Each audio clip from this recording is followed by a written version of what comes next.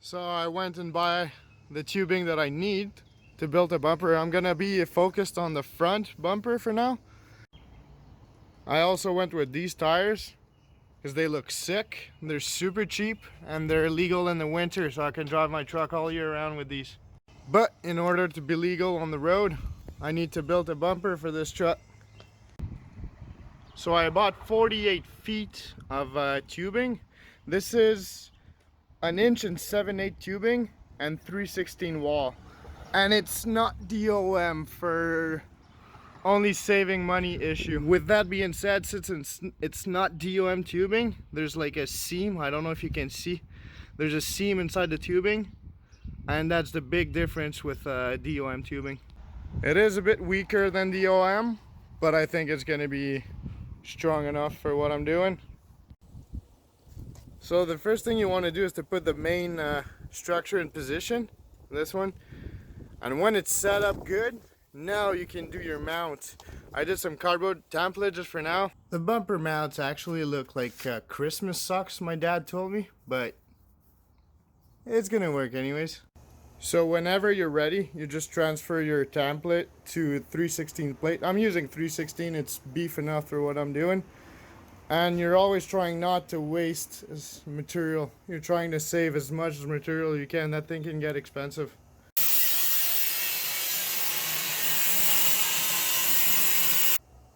Okay, so now that I'm done cutting the support, all the 4 of them, I'm gonna squeeze them together somehow. Either that, if it doesn't work, probably I'm gonna weld them together, just tack them together, and then I'm gonna grind them all even.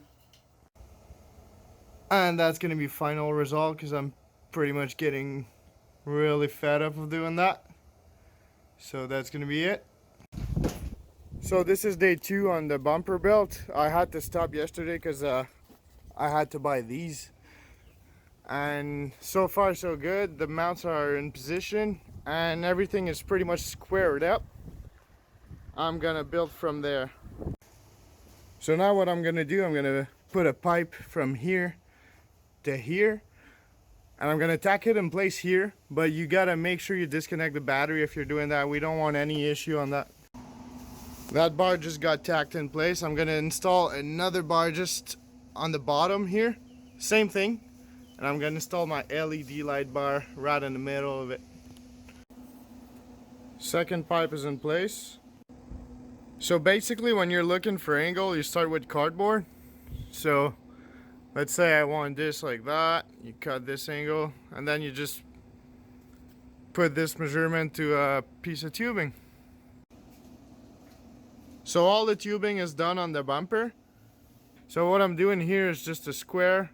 I'm gonna eventually do the bottom, the back side, same thing for the other one, and add a skid plate eventually.